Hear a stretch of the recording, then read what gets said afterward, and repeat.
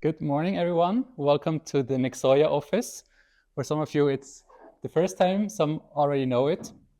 And also welcome to our first edition of our Nexoya Breakfast Club. So this is a new format that we're trying out. The idea is really, as you see, to have an informal morning meetup with partners of ours, potential partners, agencies, digital marketeers, to exchange on ideas. And also, we always try to have a guest speaker with us talking about a very relevant topic that's out there in the market. And then, of course, there's time to have coffee, to have a breakfast all together and kind of open end. And we're also very looking forward to your feedback, see how you like this and how we could do that moving forward. Now, for today, we have the pleasure to have Gloria with us from the Ubank digital marketing team. And she agreed to talk about a very, very important topic with us, something that is out there in the market. Everyone is trying to find a solution. It's about attribution and the attribution chaos, how to deal with it. And I would say stage is yours, Gloria. I'm looking forward to hear on how you tackle the challenge and what you take with it.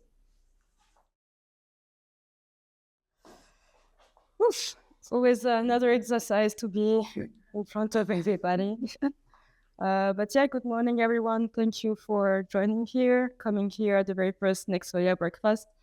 And I guess it's a perfect setting to talk about something that most of us will face at some point, the marketing attribution, or as I like to call it, or to explain it to my boss, how each platform thinks it deserves the bonus. My name is Gloria Masala. I'm the Digital and Content Marketing Manager at You. I've been working at You since the very first hours, even before it was launched. It was a project at Swissquote at that time. And now it's been there for 5 years almost. And I've been working in marketing for almost 10 years. In terms of the agenda for today, I will quickly introduce to you what is You, a few minutes, and then dive into the challenge that brought us here today and which process we take to resolve it, and of course about our haha or breakthrough moment because it was successful and what we learned beyond the numbers. And then we will end up with a long or short Q&A based on your questions. So about You.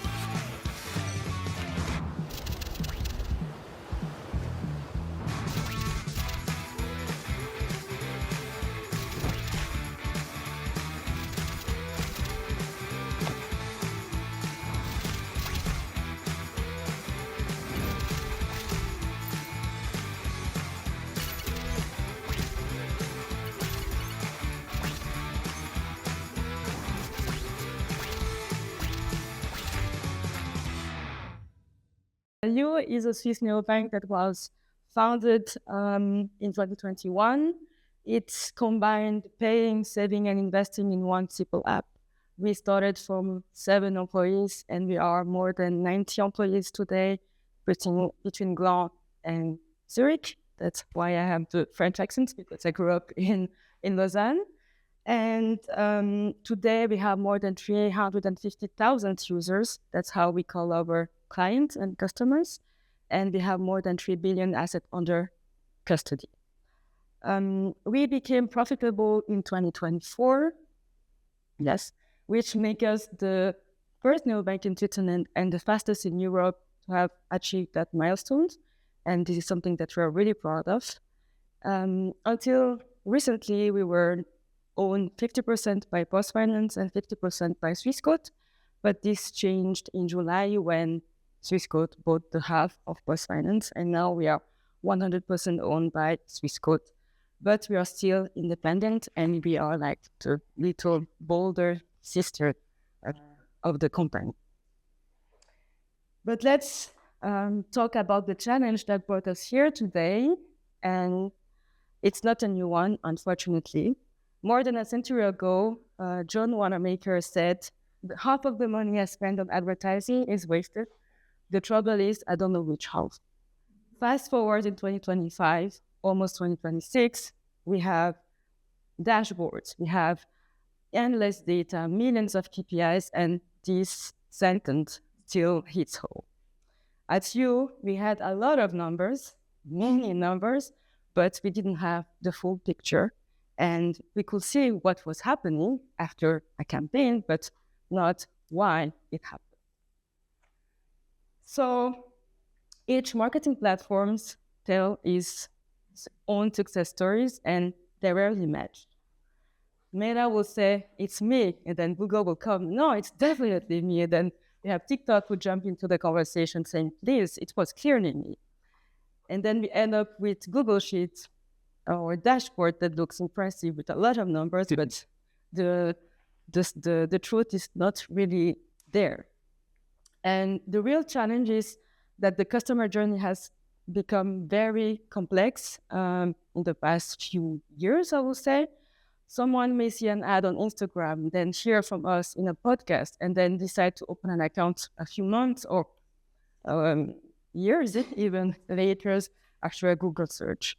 And for us, it's even more trickier because the account opening only happened in the app, and the account is only open after the first banking transfer. And of course, we don't have a tracking tool in the app for security reasons. So that gap makes it even harder for us to evaluate or to see the impact of our marketing efforts when from the campaigns to the final conversion.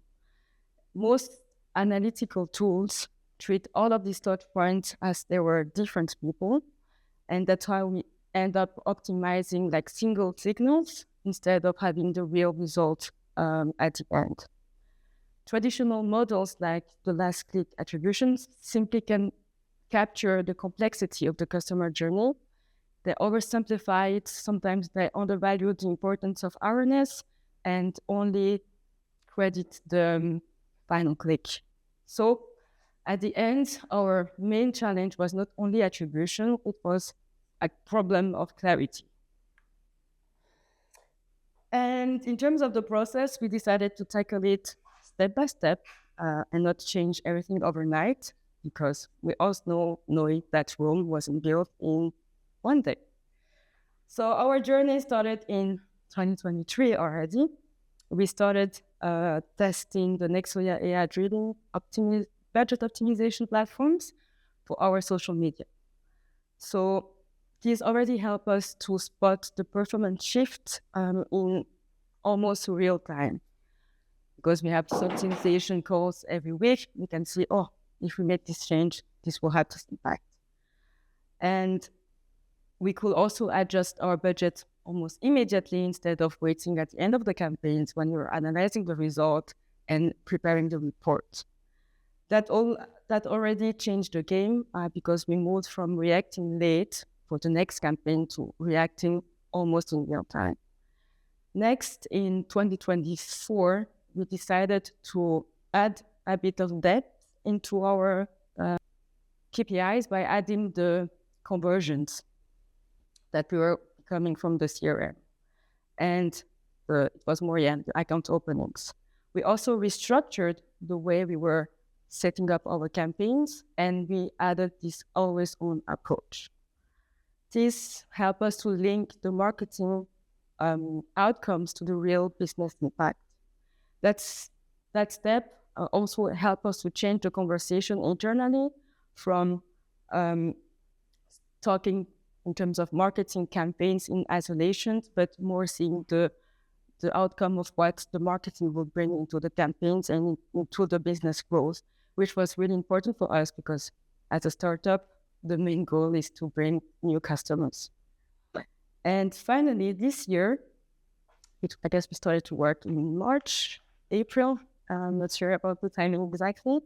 We started to test the Nexoya attribution to understand which channels really contributed to the account opening.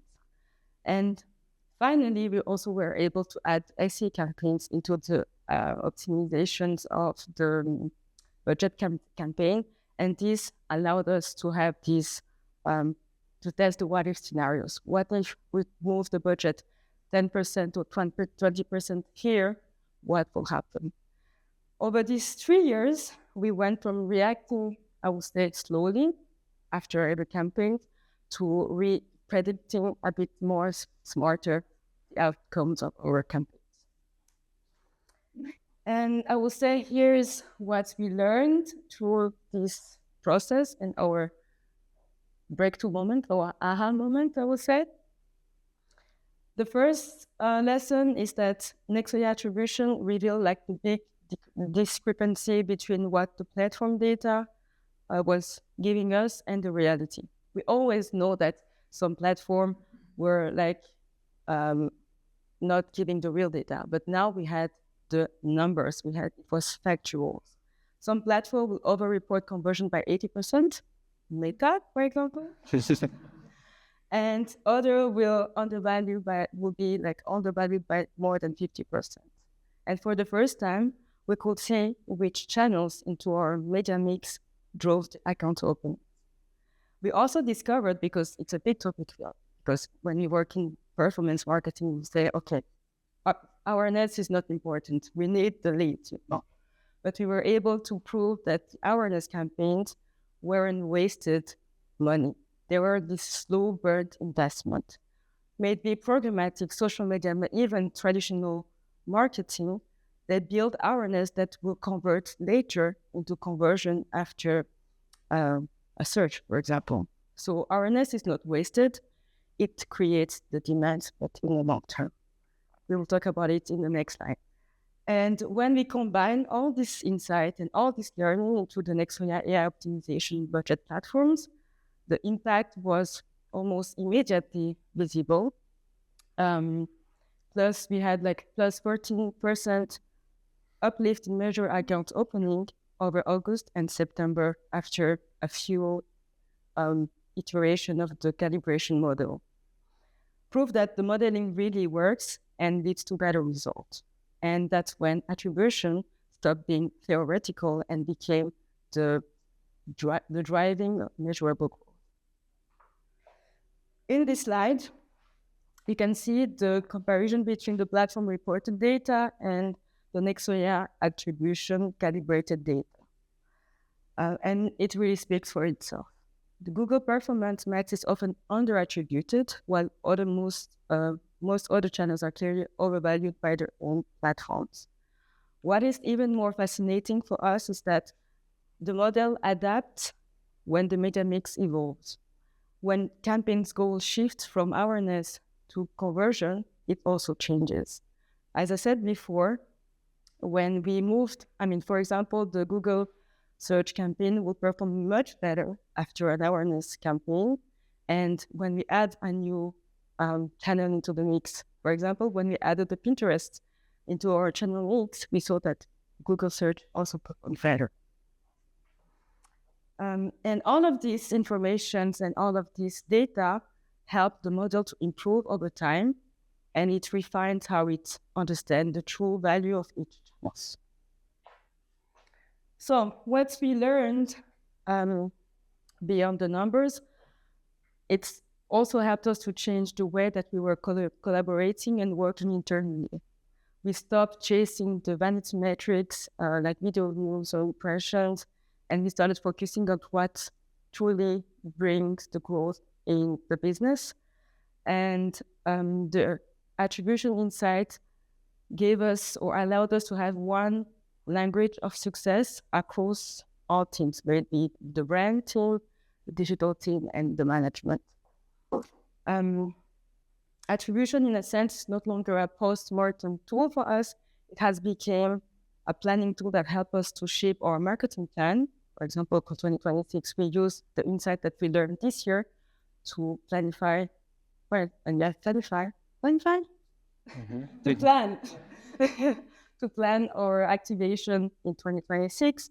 It also helps us to restructure our campaigns because what we have learned this year, we will implement it next year, and also help us to define, okay, we want to have this always-on approach, but which channels should we really keep in this always-on approach? It doesn't make sense to be always on in every channel. We only kept the best one that performed the best for us. So today's attribution became like our compass, helping us and guiding us through the way. If I had to summarize this 3 years journey in a few points, I would say first, don't settle for surpass level attribution. Messy Google Sheet or beautiful dashboards don't always say the truth. Second, connect your marketing data to the business impact. We should really track what drives growth, not only engagement. Although I come from social media, organic and engagement is everything there. And I will also say that engagement has an impact on the performance, but this we can talk about it later. And the third, be open on new ways to improve your tracking. I was so much focused on asking our IT team, can we have finally an SDK can help us track the account openings? For 4 years, they said no. And I was so happy when Nexoya approached us with this attribution model. They were like, okay, let's try it. And it's not perfect, but we are at least going into the right direction by improving our performance campaigns.